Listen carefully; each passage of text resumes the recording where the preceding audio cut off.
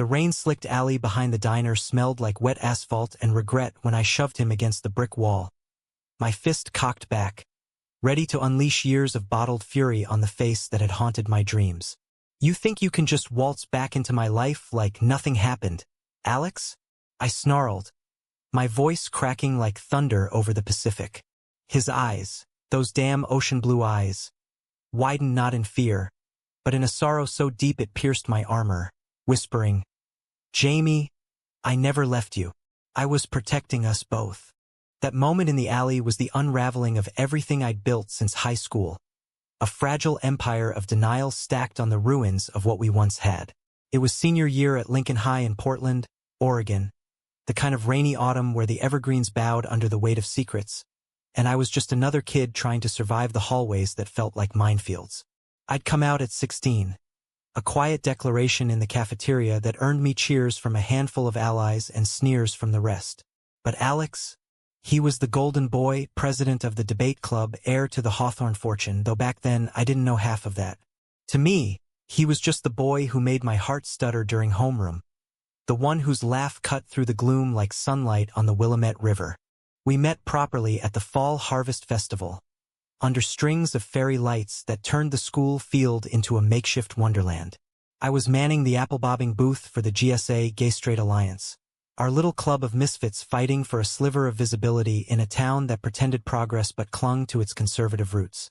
Alex wandered over, his Letterman jacket slung over one shoulder, looking every bit the All-American quarterback he pretended to be, though rumor had it he was more Shakespeare than touchdowns. Hey, you're Jamie, right? The one who painted the mural in the art hall.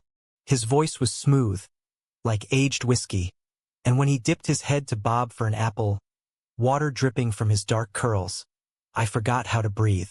Yeah, that's me, I managed, handing him a towel that smelled faintly of chlorine from last week's swim practice. Our fingers brushed, and it was electric, the kind of spark that ignites wildfires in your chest. He won the apple on his third try, grinning triumphantly as he bit into it, juice trailing down his chin. You're good at this, I said, trying to play it cool. Debate must sharpen your reflexes. He laughed, a sound that wrapped around me like fog rolling in from the coast. Nah, it's all luck. But you, that mural? It's like you captured the soul of this place. The rain, the rebellion. Makes me want to join your club. And just like that, he did. Alex Hawthorne became the straight ally poster child for GSA, showing up to every meeting with takeout from his family's estate chef, fancy charcuterie that had us wide-eyed kids feeling like we mattered. He organized panels on queer history, debated homophobic policies with teachers until they backed down, and once, during a school board meeting, he stood up and quoted Whitman so passionately that even the old fogies in suits shifted uncomfortably. But it was after hours when the real magic happened. We'd linger in the empty auditorium, the stage lights dimmed to a soft amber glow, rehearsing speeches or just talking about everything and nothing. What's it like? He asked one night, his knee brushing mine as we sat cross-legged on the worn wood floor, being out, owning it. I shrugged, tracing the grain of the boards with my finger. Terrifying, freeing, like jumping off Multnomah Falls without knowing if you'll fly or fall. He nodded, his gaze distant, like he was seeing his own cliffs. I envy that, the honesty. Little did I know, his truths were locked in vaults deeper than the Hawthorne mining empire his family had built from the gold rush bones of California. Our first kiss happened on a dare, or so we told ourselves. It was Halloween, the GSA throwing a costume party in the community center downtown. Vampires and witches mingling with rainbow flags draped like capes. I was dressed as Oscar Wilde, complete with a velvet smoking jacket thrift-stored from Powell's City of Books. Alex showed up as a pirate, I patch askew, his shirt unbuttoned just enough to reveal the constellation of freckles across his collarbone. Matey, he slurred playfully after one too many spiked ciders, pulling me into a corner shadowed by fake cobwebs. Truth or dare? Dare, I said, heart hammering like a bass drum. He leaned in, breath warm against my ear. Kiss the most beautiful person here. And then his lips were on mine. Tentative at first, then fierce, like he'd been starving for this. The world narrowed to the taste of cinnamon and cider, the press of his hand at the small of my back. When we broke apart, gasping, he whispered, "I've wanted that since the mural." We didn't label it then. In Portland's progressive bubble, we could pretend it was just experimentation. But nights blurred into stolen moments. Walks along the waterfront, hands intertwined under the cover of dusk. Slow dances in his beat-up Chevy behind the old mill, radio crooning Springsteen ballads.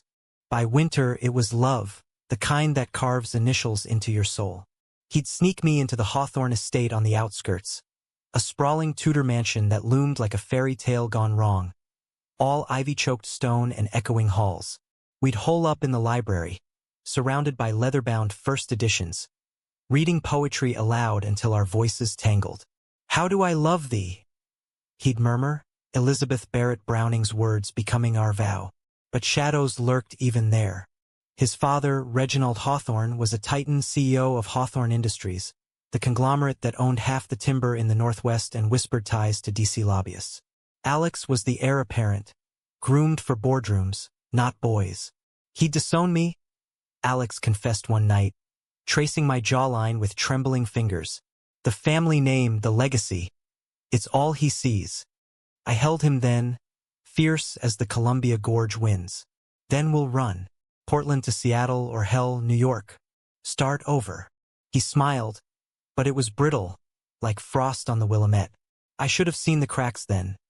The way he'd flinch at his phone buzzing with father on the caller ID, or how he'd vanish for days on family business trips that left him hollow-eyed. But love blinds you, turns red flags into rose petals. Spring brought the storm. GSA was pushing for an official Pride Week, our biggest fight yet against the school's archaic policies. Alex led the charge, his speeches electric, rallying parents and students alike. We were invincible, planning the parade route down Burnside, dreaming of rainbow crosswalks painted fresh. Then the backlash hit like a nor'easter. Anonymous flyers appeared in lockers. "Hawthorne Heir is a homosexual hypocrite. Protect our youth." Slash tires on my beat-up Honda. Graffiti on the GSA room door. "Fags out." Alex swore it was just bigots, but I caught him staring at his reflection like a stranger, murmuring, "What have I done?" The night before the vote, we fought. Not with words, but silence is heavier than lead. He paced the auditorium, script in hand, while I patched a leak in the roof from last week's hail. "You can't back out now," I pleaded. "They need you. I need you." He stopped, face crumpling. "Jamie, it's not that simple. My father's pulling strings. If this goes south, it's not just the club. It's everything." I grabbed his arm, desperate. "Then fight for us. For this." His eyes filled, and he pulled me close, our kiss salty with unshed tears. "I love you," he breathed. "More than the legacy. Promise me you'll wait." The vote passed, barely, and Pride Week dawned triumphant. We marched, arms linked, the crowd chanting under Portland's fleeting sun. But that afternoon, in the Hawthorne Library, everything shattered. Reginald stormed in, face thunderous, clutching a manila envelope thick as accusation. "Alexander, explain this." Photos spilled out. Us in the Chevy on the waterfront, frozen in moments I cherished. Alex went white as marble. "Dad, it's not." "Not what? A scandal that could tank our stock? Ruin the family?" Reginald's voice was ice, slicing. He turned to me, eyes raking like claws. "You get out. And stay away from my son." Alex stepped forward, voice breaking. "No, father. Jamie's not the problem. I am." But Reginald laughed, cold and final. "You're the future of Hawthorne. This is a phase, a mistake. You'll go to Yale, marry well, and forget this folly. Or you lose it all." I waited for the rebellion, the stand we'd rehearsed in whispers. Instead, Alex looked at me, apology etched in every line, and said, "Jamie, I'm sorry. It's over." The words landed like a gut punch, stealing my air. Reginald nodded approval, clapping his shoulder. "Good boy. Pack your things. We leave for the East Coast tonight." They walked out, leaving me amid the scattered photos, the library's silence mocking my sobs. He vanished like smoke. No calls, no letters, just a ghost in the stacks of Powell's where I'd once found notes from him tucked in poetry books. Portland blurred into survival mode. Graduation, community college art classes, a job slinging coffee at Stumptown. I armored up, dated casually. A barista with tattoos, a musician who played folk covers, but none cracked the vault around my heart. Alex Hawthorne became a footnote, a scar I traced in quiet moments, wondering if he'd found his merry well in some Ivy League debutante. Years slipped by, the Willamette's current carrying me forward. At 25, I was back at Lincoln High, not as student, but advisor to the revamped GSA, now a powerhouse club under President Tyler Reyes, a fierce non-binary junior with a knack for viral TikToks. Tyler was fire incarnate, organizing ally workshops and drag story hours that drew crowds from as far as Vancouver. But trouble brewed again. A new wave of conservative parents, backed by a shadowy pack, pushing to defund indoctrination clubs. Petitions circulated, threats whispered in parking lots. It started small, a slashed banner outside the school. Then, eggs thrown at Tyler during lunch, the slimy yolks spelling "quit" on the quad pavement. I stepped up, filing reports with the principal, rallying the district. "We've come too far," I told Tyler in our club room, posters of Stonewall veterans tacked to the walls. "This is our fight." They nodded, eyes fierce. "But Mr. Ellis, Jamie, they're targeting me because I'm visible. What if they go further?" That's when the protection detail began, unofficial but ironclad. I walked Tyler to classes, scanned crowds at events, even slept on the lumpy couch in their family's duplex when nights turned tense. Portland hadn't changed. Its progress was a thin veneer over old hatreds. One evening, after a particularly vile town hall where a suited donor called Tyler a groomer, we holed up at my tiny apartment overlooking the Burnside Bridge. "Why do you do this?" Tyler asked, sipping chamomile from my chipped mug. "Protect us like we're family." "Because someone protected me once," I said softly, the words pulling at threads long buried. "And it saved me." We laughed about lighter things then, bad rom-coms on Netflix, dreams of road tripping to Provincetown. Tyler crashed on my futon, the city lights painting stripes across their face, and for the first time in years, I felt like part of something again. The escalation came swift as a squall. Anonymous emails flooded the school. "Defund the deviants or else." Then, a brick through the GSA window at midnight, shards glittering like broken promises. Police chalked it up to vandals, but I knew better. The handwriting on the note matched the old flyers from my era. Tyler was shaken, their bravado cracking. "I can't let them win, Jamie. But I'm scared." "I'll shield you," I vowed, the words echoing Alex's promise from a lifetime ago. We beefed up security. Guest speakers from Lambda Legal, a petition drive that hit 10,000 signatures. The pack fought back, unmasking their funder in a leaked memo. Hawthorne Industries. My blood ran cold. Reginald, still pulling strings from his Seattle penthouse or worse. Alex, now the heir, enforcing the family line. The confrontation brewed at the district hearing. A sterile boardroom in Beaverton smelling of stale coffee and tension. Tyler presented, voice steady as they outlined the club's impact, suicide prevention stats, allyship metrics, while I flanked them, eyes scanning the room. In the back row, half-shadowed, sat a man in a tailored wool coat, his profile sharp as memory. Alex, older, sharper jaw, but those curls tamed, eyes shadowed by success. Our gazes locked, and the air thickened, years compressing into a single breath. He approached after, as the vote loomed, a tiebreaker in the air. "Jamie," he said, voice low like aged oak. "It's been. Save it," I hissed, positioning myself between him and Tyler. "You're the one bankrolling the hate now? Protecting your precious legacy by gutting kids like them." Tyler glanced back, confused, but I waved them on to the lobby. Alex's face fell, genuine hurt flickering. "No. God, no. I'm here to stop it. Father's the one pushing." I flew in to override. Lies, I thought, the betrayal from that library night resurfacing like bile. Then why the whispers? The threats? You left me to rot, Alex. For this. I gestured at the room, the faceless suits deciding fates. He reached out, hand hovering. I had to.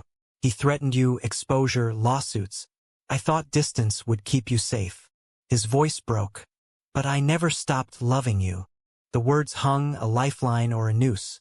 Tyler returned then, vote delayed, and I turned away, protective instinct overriding the ache. Stay away from us, I warned. But doubt seeded, sprouting questions in the sleepless nights that followed. The days blurred into a tense standoff, Portland's relentless drizzle mirroring the storm in my chest.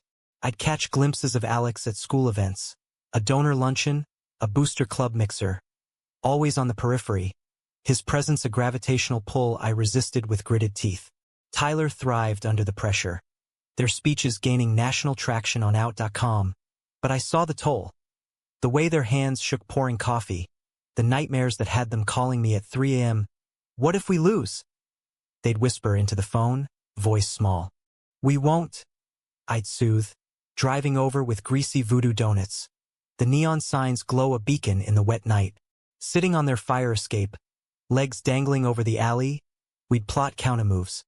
Crowdfunding campaigns that raised 20 grand in a week, celebrity endorsements from Portland's queer icons like Carrie Brownstein. Alex's shadow loomed, though. He'd slip notes into my faculty mailbox. Meet me. Coffee at Coava. Please. I burned them, one by one, in the sink with a lighter, watching the flames lick paper promises. But cracks formed. One afternoon, walking Tyler to AP Lit, we passed the Hawthorne Industries Van Idling curbside security detail, I figured, until a familiar silhouette emerged. Alex, gesturing urgently to the driver before spotting us. Jamie, wait. Tyler tensed beside me. Who's that suit? He looks like trouble. I forced a smile. Old ghost. Ignore him. He caught up, out of breath, rain beating on his lashes like tears. 5 minutes. For old times. Tyler eyed him warily but nodded, heading inside with a, text me if you need backup. Alone under the awning, Alex's cologne, sandalwood and sea salt, hit me like a wave. I'm pulling funding, he said flatly. Tonight's board call. Father's furious, but it's done. I crossed my arms, rain pattering on the tin roof. Why now? Guilt? Or PR spin for the heir apparent? His jaw tightened, that boyish vulnerability hardening into the man he'd become. Yale Law, Hawthorne VP at 28, features in Forbes under Young Titans. Both, and because it's right. Because of you. He stepped closer, voice dropping. I see you, Jamie. Protecting that kid like you protected your heart after I broke it. You're still the bravest person I know. The compliment stung, dredging up the library, his father's ultimatum. Brave? You call abandoning someone brave? I shoved past, but his hand caught my wrist, gentle, pleading. I wrote letters. Hundreds. Burned them all because they weren't enough. But I'm here now. His thumb brushed my pulse point, a spark that traveled straight to my core. I yanked free, storming inside, heart a war drum. That night, the board relented. Hawthorne's withdrawal tipped the scales. Pride Week secured with flying colors. Tyler hooped in the club room, hugging everyone in a whirlwind of glitter and gratitude. You're a wizard, Mr. Ellis, they crowed, planting a sloppy kiss on my cheek. Laughter bubbled, but mine was hollow.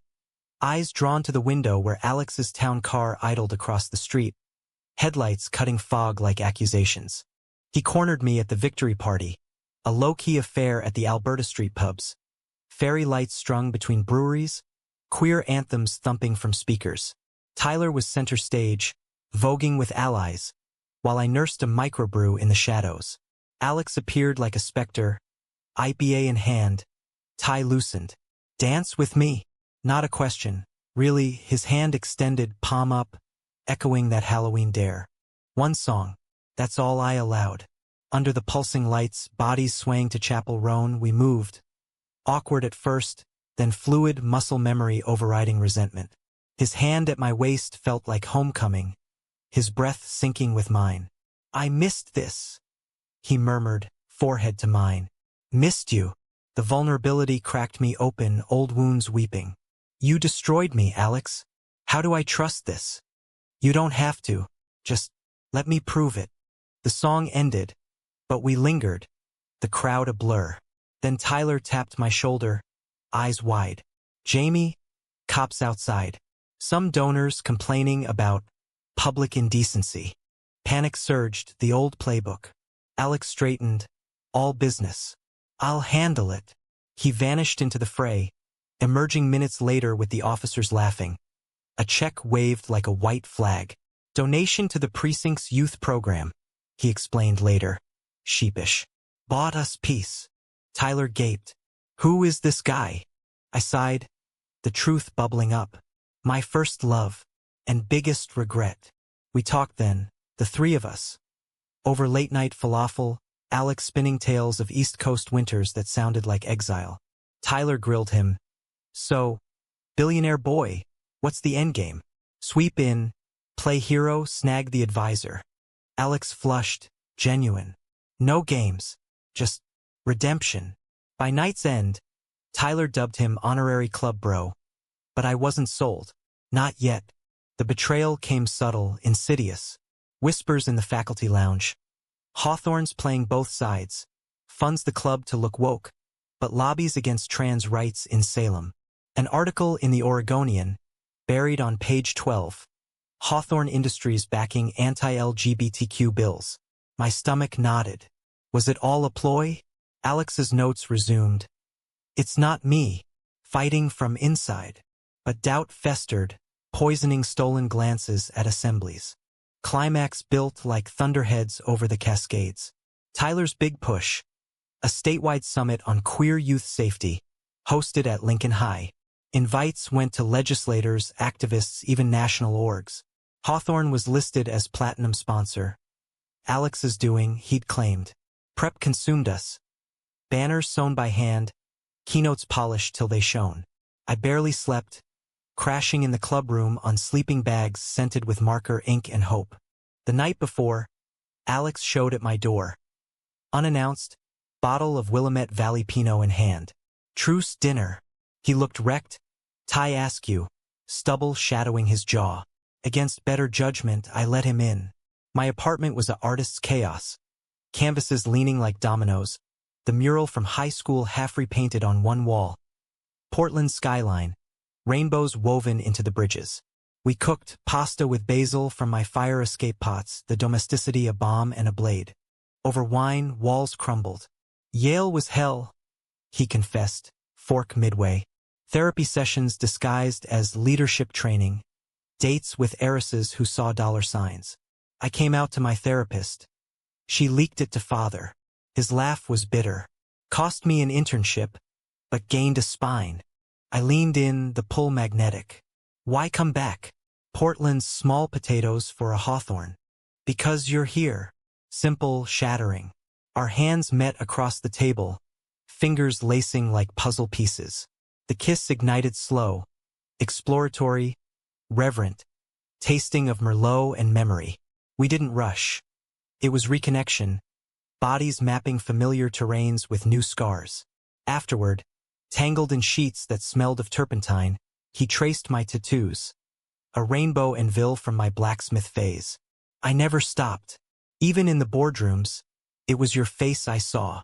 Morning brought reality's slap. Tyler texted, summit drama. Hawthorne pulled sponsorship. Anonymous tip says they're anti. I bolted up, Alex stirring. Tell me it's a lie. His face ashen, he grabbed his phone. It is. Sabotage, father's faction. But emails flooded. Cancellation confirmations? His signature forged? No. A junior exec, loyal to Reginald. I'll fix it, Alex vowed, dressing frantically. By noon. He did barely. The summit went on. Scaled down but fierce. Tyler's opening speech a mic drop on resilience. Alex arrived late, check in hand, face bruised from what he later called a family discussion. Reginald had cornered him pre-dawn. Ultimatum reloaded. Cut ties or lose the company. Alex chose us, me, walking out with nothing but his name and a duffel. The afterglow was fragile. We rebuilt in stolen hours. Hikes in Forest Park, where ferns whispered forgiveness. Poetry slams at local cafes, his verses about the boy who painted storms earning snaps. Tyler played wingman, teasing, "You two are disgustingly cute, like a Hallmark movie with better politics." But shadows lingered, Reginald's lawyers circling, tabloids sniffing for scandal. The true betrayal struck like lightning. A leaked video. Alex, months prior, at a Hawthorne gala, toasting traditional values, while shaking hands with anti-gay donors. Grainy, damning. It hit socials at midnight, hashtags exploding. Hawthorne hypocrite. Tyler called, voice shattered. "Is it true, Jamie? Did he use us?" The club room emptied overnight. Members ghosting. Pride Week banners torn down. I confronted him at the estate. Gates flung open in defeat, the mansion a hollow shell. He met me in the library, same spot as the end, eyes red-rimmed. It was scripted, damage control. I fought it line by line, but they aired the cut. Proof spilled, emails, recordings of arguments with execs. But pain overrode logic. "You promised protection," I yelled, voice echoing off tomes. "Instead, you poisoned it all." He crumpled, sliding down shelves. "I know, and I'm done running." In a move that stunned, he tendered resignation. Public, scathing letter to the board, outing Reginald's machinations, donating his shares to queer nonprofits.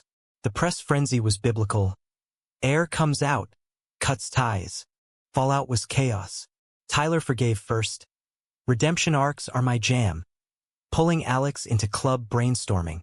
Me, slower. Trust rebuilt brick by brick. Therapy sessions together, where we unpacked the library like archaeologists. Weekends at the coast, Cannon Beach tides washing away silt. By winter's thaw, we were solid, not perfect, but human. Alex started a foundation, funding GSA chapters coast to coast, his speeches echoing mine from years back. Tyler led the charge locally, our little family unbreakable. One evening, under the same fairy lights from that harvest festival, now strung in our shared loft overlooking the river, Alex knelt. Not with a ring, too cliché, but a sketchpad, my mural redrawn with us in it, intertwined. "Marry my mess?" he asked, grin crooked. I pulled him up, kissing the question away. Always. Portland bloomed around us. Rain turning to mist, a city of second chances. Love, I'd learned, wasn't a fairy tale. It was the fight, the forgiveness, the fierce protection of what matters. And in Alex's arms, I finally flew.